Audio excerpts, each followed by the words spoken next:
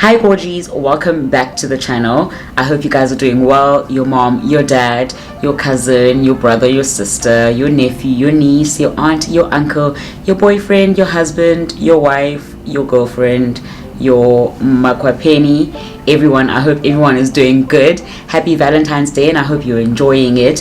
So first things first, if you're not already subscribed to the channel, please don't forget to press that subscribe button so that you guys can be part of the Gorgie family. It's really nice out here, so don't fear, don't worry. The content will keep coming and you will keep coming back as well. Don't forget to click that notification bell if you want to receive notifications for whenever I upload a video. And don't forget to like this video. Don't forget to comment down below if you enjoy this video. Let's get straight into it and talk about my top travel tips for when you're traveling solo.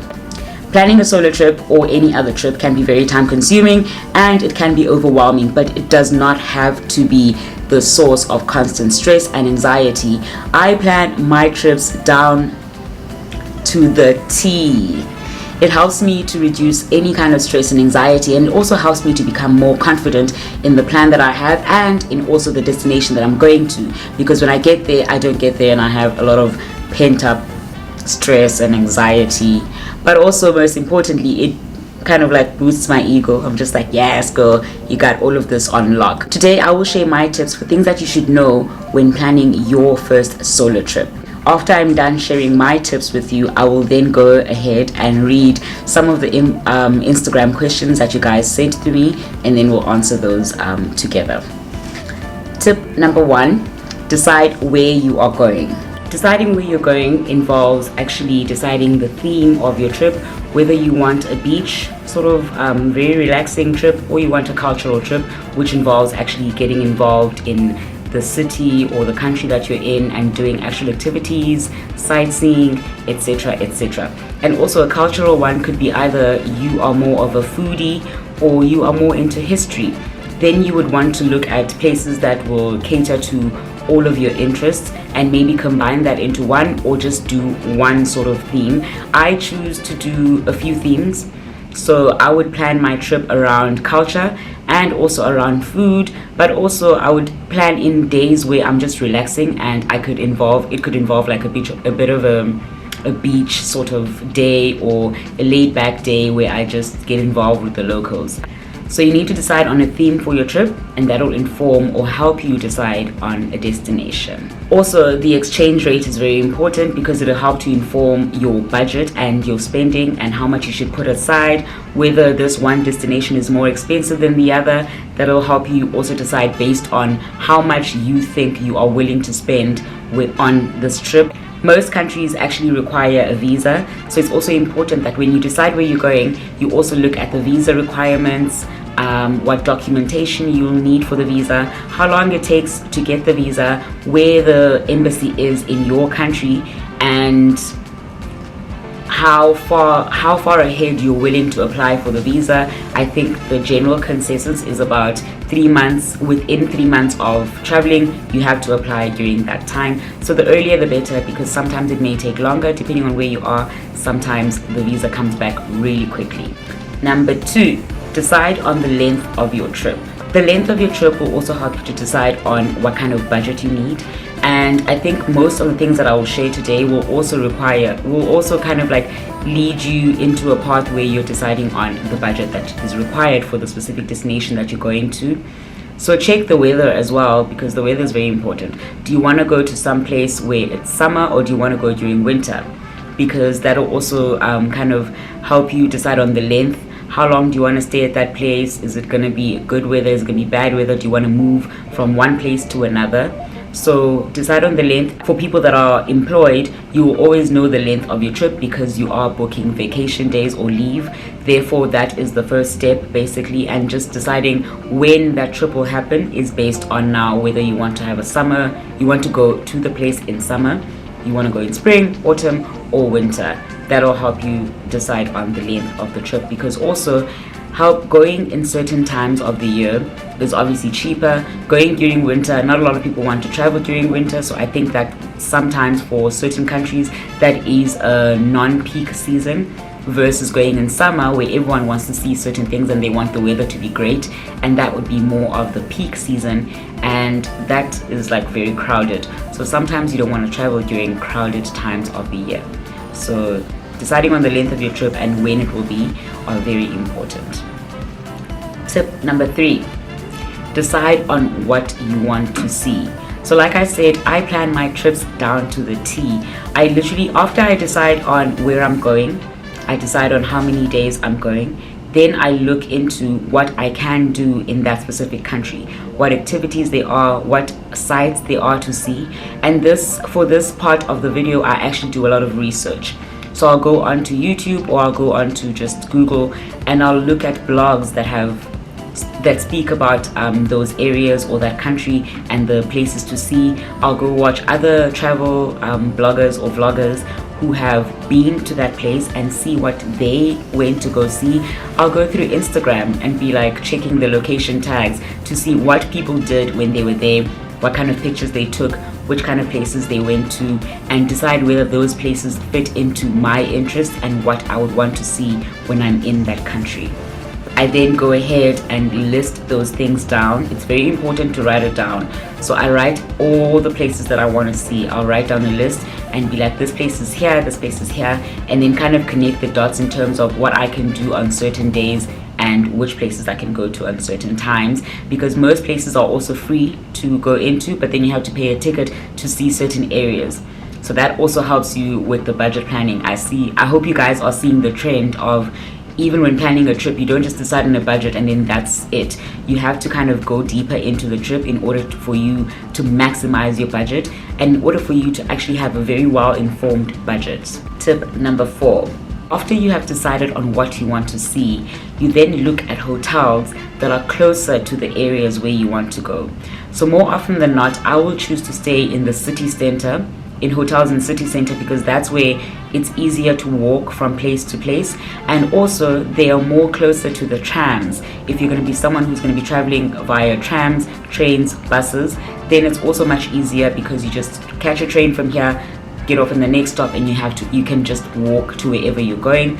So basically, this is now another link that you have to consider as well, is that deciding on the place, looking at the places that you want to see around, then will help you inform the hotel, and it makes it easier to travel, so you don't have to spend that much more money on actually getting to the places where you want to go. Tip number 5. So tip number 5 is also linking basically to tip number 4. It is all about deciding on whether you're going to multiple destinations or just one. So I prefer to maximize my trips by, for instance, I went to Europe. If I'm going to Europe, I know it's so much more easier to travel using the train because they have high-speed trains, and that's very budget friendly as well. So I don't look to spend a lot of money on transportation, but rather spend a lot of money on the experiences. So I'll decide whether, okay, I'm going to Europe, so I want to go to Budapest, and then let me stay 2 days in Budapest, let me stay 3 days in Vienna and 4 days in Prague, or whatever the case is, and then look at the trains that go down to those areas, and then that'll also help me decide. But also, when I don't exactly know if I want to do multiple cities or not, or multiple countries or not, I look at the country that I've chosen. Let's say, for example, I've chosen Hungary as my country. I will go onto Google Maps and actually look at which are the countries that are closer to Hungary that I also would like to see. And I look at how long it would take on the train or a flight, if you're someone who just wants to fly instead of taking the train. And then that'll help to kind of like bring more texture. I'm speaking in the makeup jargon. It'll help you bring more texture or context or whatever, flavor. It'll help you bring more flavor into your trip, because then you can decide that, okay, so Hungary is actually close to Austria, and Austria is close to Czech Republic. Therefore, I can link these countries and I can extend my time in Europe based on going to this place and that place and that place. Tip number 6. So tip number 6 is basically about booking sightseeing tours in advance. This will help you a lot. I promise you, this is the best thing that I have ever done. So whenever I'm going on a trip, I literally decide where I'm going, look at whether I'm going during winter or summer, decide on a budget, decide on how many countries I'm gonna see if I'm doing multiple destinations, and decide on the hotels. Then I go in and I book the hotel, I book the flights, and then I book the sightseeing tours. If I'm doing tours, I book a tour. But if I'm not doing a tour, I still go into websites like Get Your Guide. Get Your Guide will help you to see what kind of tours there are. It'll also help you see how much these tours cost, and also you'll see which ones are the places where you can actually go in for free. And then if you don't want to book a tour and you rather just want to travel alone and explore by yourself, at least you know how much it will cost for you to go into that place, or whether that place is free entry or not. Then you can put that money aside for as cash to pay when you actually get to the sites. If I'm planning my travel 3 months in advance, I will book in the first month, I will book my hotel, I'll book my flight and everything. That way I know that the big things, the major things have already been booked, and that's a big chunk of your budget. By the time you get to the second month where you're still planning your trip, at least you know now you're like saving up for the things that you want to buy, the things that you want to see, the money you want to spend.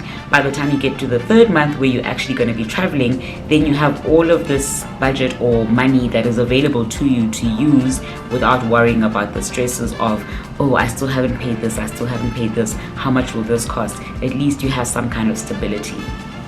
Tip number 7, saving money for food and entertainment.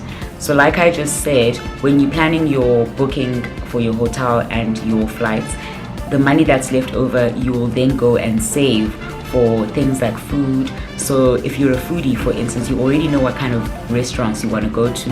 You already know the popular restaurants that you want to eat at and the kind of food that you want to have. So go into the restaurants, search on the web, look at how much they look at their menu and look at how much things cost. So one meal, how much will that cost? Look at whether go to the bloggers again. Go to those bloggers and see whether they say anything about how much they spent daily on food and drinks and water, etc. And then you can try to put aside a similar amount of money, or you can just put aside amount of money based on the restaurants you want to see and the food that you think you'd want to try, but also make sure to leave some extra room for those small things that you might want to buy on the way. If you just come across a place and you want to buy a souvenir, you want to know that buying that souvenir is not going to take away from having a meal that evening. Another important thing that I'm just going to add to this one is when I book my hotels, I make sure I book the breakfast as well. So if you go to booking.com to book your hotels, for instance, you will see that some of they have the option of filtering and only seeing the hotels that also offer a free breakfast. So if you book a free breakfast, at least you know that in the morning when you wake up, you go have breakfast at the hotel and then you get ready for your day. That breakfast is bound to keep you at least for a little while, and then you can have a small lunch or a light lunch or a heavy lunch, whichever you choose, on the way at the restaurants that you wanted to see or the restaurants that have been recommended to you. Tip number 8 is travel insurance. Always look out for travel insurance. You never know what's going to happen when you're traveling. You don't want to lose your luggage and not be able to get that money back, or the value of your belongings back. Also, guys, don't travel with big things that are very valuable. Like, I don't see the need to travel with like multiple cameras and expensive laptops, etc. There's no need, because you are going to be sightseeing, you're going to be busy, you won't have time to do all of that. And if you do have time to do all of that, then maybe you should just stay at home, because when you're going on holiday, you really want to maximize the time that you're there. You want to have the most fun. You don't want to have to worry about work. You don't want to have to worry about, I have to pay this, I have to do this, I have to submit this. And don't plan your travel around times when you know that you have to submit assignments if you're a student, or you have to do some kind of pitch for work. So a lot of things can happen while you're traveling, guys. People have passed away while they're on travels, and you don't want your family and friends to be worried about how to get your body back to your country. I mean, I know this is kind of like a downer, but you need travel insurance to make sure that you are alleviating stress from your loved ones as well, and not just being selfish and going anywhere and then anything might happen and you're not sure what happens. So most companies, for instance with my company, they have insurance for their employees, so you can just go to your HR and ask them about that, and maybe you can get the copy when you're applying for your visa, because this is one of the documents that they need when you're applying for your visa for that country. Tip number 9, make copies of your reservations, copies of your important documents. So your passport, you want to have a copy of your hotel reservation, you want to have copies of your flights, you want to have copies of the tours you have booked, you want to have copies of, you know, the tickets to entry if you have booked in advance, and of course you want to have copies of your train tickets if you booked transportation through the rail jets, etc. that are available. Let's say you're going to Europe. I'm making an example with that now. When you book the train in advance, the copies get delivered to your preferred address, and I just made copies of those because if I do lose those tickets, I don't want to risk not being able to get into the train and go to my next destination. That's one thing you have to be very concerned about as well, is making sure you have copies of everything, because you might lose documents, you might misplace certain documents, and you don't want that to hold you back from actually enjoying your trip. You don't want to worry about those kind of things while you're on holiday. Tip number 10. Tip number 10 is money issues. Money issues is very important, guys. The most important thing about this is that you must decide whether you want to have cash or card. You don't want to find yourself in a foreign country where your card is not working and you don't have any cash to do the things that you want to do, and you find yourself stuck. So go to your bank, make sure they open up the global global banking for you, and also take out some money, go convert it. I converted my money at the UAE exchange. When I watched the vloggers that have been to these countries, everyone kept saying it's very important to have cash when you are in Vienna, because you're going to be buying stuff on the way, and most people do not accept cards, or it just takes longer because now you have to be tapping here, and they also just irate because you're coming with a card. So it's more often than not very important to have cash. Even if you're going to be using your card or your credit card, make sure you have some cash in the currency of the country you're going to. So research that as well, what currency is used in certain places, because some places use different currencies. For instance, for me, when I was in Budapest, I had to change to the Hungarian forint, and then in Vienna in Austria they used euros, but they mostly also used their own currency. Okay, so those are my 10 tips. I hope you guys find them very useful. Right now we're gonna get into your Instagram questions. I didn't get a lot of questions, which is, I guess, okay, because maybe a lot of people on my Instagram actually know what they prefer to do when they're planning their travel. So our first question comes from Lucia Moshani, and Lucia just said, the budget, sis. So when it comes to the budget, basically, I think it's basically what I've just spoken about now. Decide how much you are willing to spend first. Go into the country you're going to, check the exchange rate, and decide whether this budget, when converted to that currency, actually works out to be enough for all the things that you want to do, and then set your budget. But more importantly, I think for me, it's about booking everything in advance, and then check later on when you save up the money for the activities you want to do. Then when you convert that, you'll find that you actually, there's less stress on you when it comes to budget, because you've already kind of like pre-booked most things, and the money you have is money for you to spend. The next question comes from Lisa 1. I hope I'm pronouncing your name properly. Lisa 1 says, hi, is it best to use a travel agency when traveling abroad, or do you do it yourself? So when it comes, I think this question is probably the most asked question on my Instagram or in my DMs by friends. So when it comes to traveling, for me, I prefer to plan my own trip, because more often than not, I find that travel agencies would charge me more than what I can, than what I'll get if I actually just plan the trip myself. I find that it becomes much more cheaper for me when I plan it myself. But at the same time, there are certain agencies or travel companies that offer packages. So if you're gonna buy a package for a certain thing, like a package that is for Phuket, let's say, a package for Phuket, 3,000 rands, for example, I'm just making an example, obviously wouldn't be that much. But let's say you're planning a trip to Phuket. There's a package that goes there for 3,000 rand and it's 3 days, and then when you look at the activities, you see that these activities are exactly the things that I want to do. Then yes, go for it. If you feel like it's a steal, it's, you know, it's within your budget, definitely go for it. But for me, I prefer to plan my own trips because I like combining countries or cities, and I like doing more broader, you know, I like combining activities as well, so cultural activities. And I also find that walking around by myself and, you know, finding places by myself, it just liberates me. It builds up my confidence. I'm able to socialize, and I have much more fun when I feel like everything is just me. I'm deciding, I'm doing it at my own pace. I don't have to worry about, oh my gosh, the travel agency said that this, you know what I mean? It's just too much. So I prefer to book my own trips because I find that it's cheaper, and it also just makes me feel much more in control of my own trip. I know a lot of travel agencies though will actually ask you what you want to do, and they will put together a package for you, but I just find it expensive. So I prefer to do my own trip. Next question. So this person, it's not necessarily a question, I guess. Abi Manu says, why do you ladies have to plan so much just for a trip? Just go exploring places. I mean, you're sort of right, I feel like you're sort of not right, because planning actually gives you a confidence to go into that place and feel like, okay, I'm not going to be so overwhelmed by this new place that I'm at, and I can have fun without worrying about budget. I have fun without worrying about, am I going to the right places? Did I miss a place? Where do I want, you know what I mean? There's certain things that you just need to plan in order for your trip to have that extra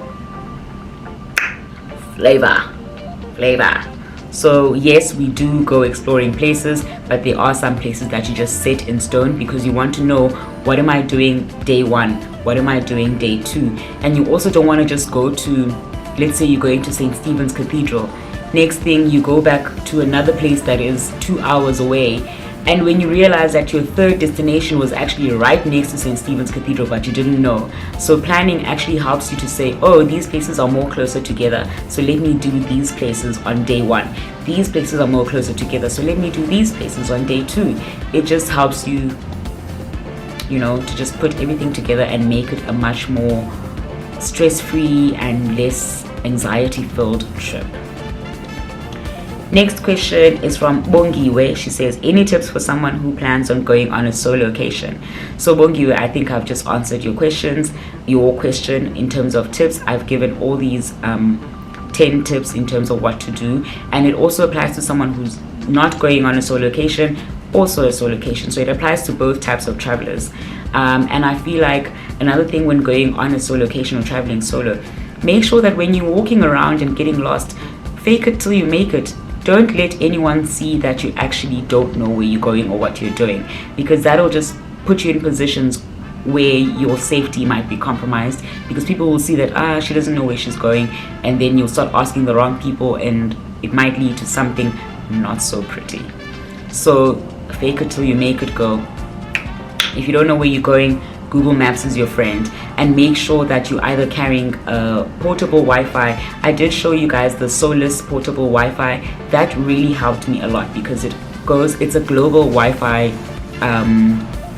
hotspot. So wherever you're going, you will be able to access Wi-Fi, and then you'll be able to access your phone to be able to go through Google and see places, and also be able to Google Map so that you don't get lost as often. I do, however, like getting lost. I feel like it's the best of the trip because you end up finding more gems in that country than you had planned to find. You find small little restaurants, small little coffee shops, or maybe you just bump into a big tourist place and you didn't even think that you were going to go see it. So it does help to have a plan. It also just helps to be free and be willing to explore and not hold yourself back. Another tip that I'll give someone going on a solocation is go to places where people are socializing. Socialize, smile. I know I said in one of my travel vlogs that I wasn't smiling a lot, but definitely like smile at people, because people want to know that you are open to them talking to you. They want to know that if they wanted to invite you somewhere, you seem like a nice person, you seem like someone who will be trustworthy. So open yourself up by smiling. Smiling is a global language, guys. It helps bring us all together. So do smile when you're walking, when people greet, you know, be sociable. I also love going on solo locations because traveling solo actually builds up your confidence so much.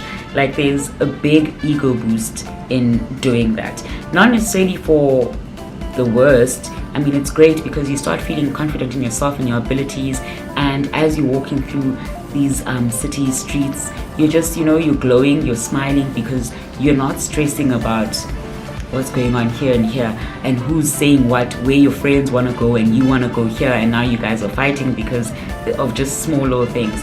It really just boosts your self-confidence, and it helps you to trust and believe in yourself a bit more. Last question is from Nubian Queen 626. I see you, girl. She says, travel agency or do everything yourself for a first-time overseas traveler?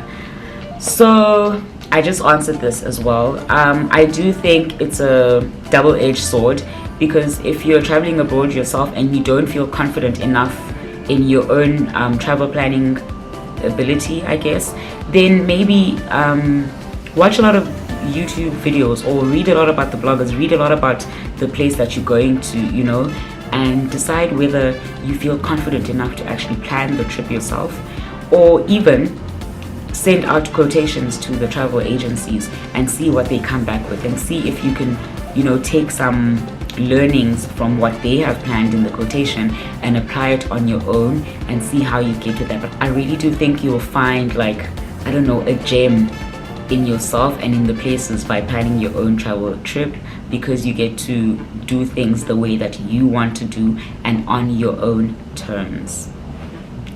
That is it, guys. That is the last of the questions. I really hope you guys found this useful. If you did, or if you have more questions, please feel free to DM me on Instagram. My Instagram handle will be somewhere here, or just comment down below. Let me know your questions and I'll definitely answer. You can also follow my page on Facebook. I'll put it here as well. If you enjoyed this video, don't forget to give me a big thumbs up. Don't forget to subscribe to the channel, and don't forget to stick around because more videos will be coming. Have a beautiful week ahead.